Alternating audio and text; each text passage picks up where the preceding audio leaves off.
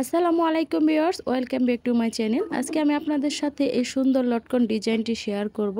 এটি আমি cotton fabric বা সুতি কাপড় দিয়ে তৈরি করেছি। চলুন তাহলে দেখে নিই কাটিং ও সেলাইটি কিভাবে করতে হয়। প্রথমেই আমি বৃত্তাকারে দুটি দুটি করে 4টি পার্ট কাটিং করে নিয়েছি।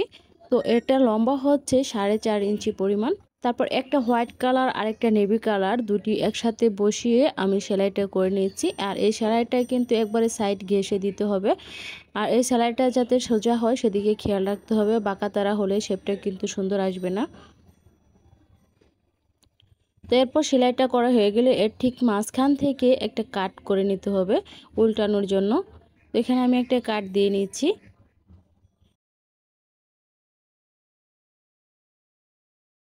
এরপর আমার যে সাইডটা আছে সেটি ছোটো ছোটো করে কাটিং করে নিতে হবে উল্টানোর জন্য। তো এভাবে কেটে না নিলে উল্টানোর পর কিন্তু আমাদের ফিনিশিংটা ভালো আসবে না, সেই জন্য ছোটো ছোটো করে কাট দিয়ে নিলাম।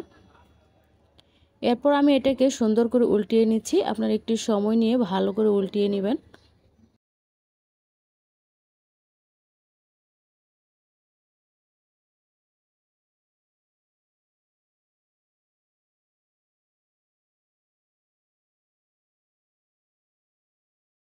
এই তো আমি সুন্দর করে উল্টিয়ে নিয়েছি।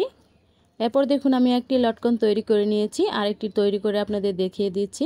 তো কাপড়টিকে উল্টানোর জন্য প্রথমে যে আমি একটু কাটিং করে নিয়েছিলাম, তো সেখানে দড়িটি বসিয়ে প্রথমে আমি দড়িটি আটকিয়ে নিচ্ছি। এরপর এভাবে রেখে এই সাইড থেকে একটি ভাঁজ করে আর এই সাইড থেকে আরেকটি ভাঁজ করে একটা সেলাই দিয়ে নিচ্ছি।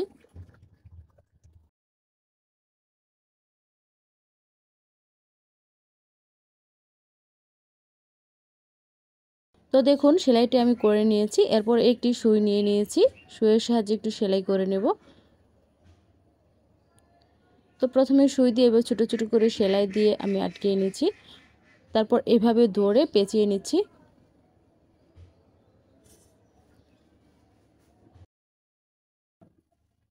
এরপর সেলাইটা হয়ে গেলে একটা স্লিপ নট দিয়ে আটকে নিচ্ছি।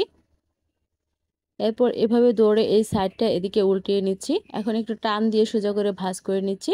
তো দেখতেই পাচ্ছেন কি সুন্দর আমাদের একটি লটকন ডিজাইন তৈরি হয়ে গেছে। তো আপনারা চাইলে কিন্তু এই ডিজাইনটি ব্লাউজ, কুর্তি, কামিজ এবং ছোট বাচ্চাদের যে নায়রাকার জামা সেখানেও কিন্তু ইউজ করতে পারেন। আর ভিডিওটি শেষ পর্যন্ত দেখার পর যদি আপনাদের কাছে ভালো লেগে থাকে তাহলে প্লিজ ভিডিওটিতে একটা লাইক করে দিবেন আর চ্যানেলটাতে একটা সাবস্ক্রাইব করে দিতে পারেন। সবাই ভালো থাকবেন, সুস্থ থাকবেন। আল্লাহ হাফেজ।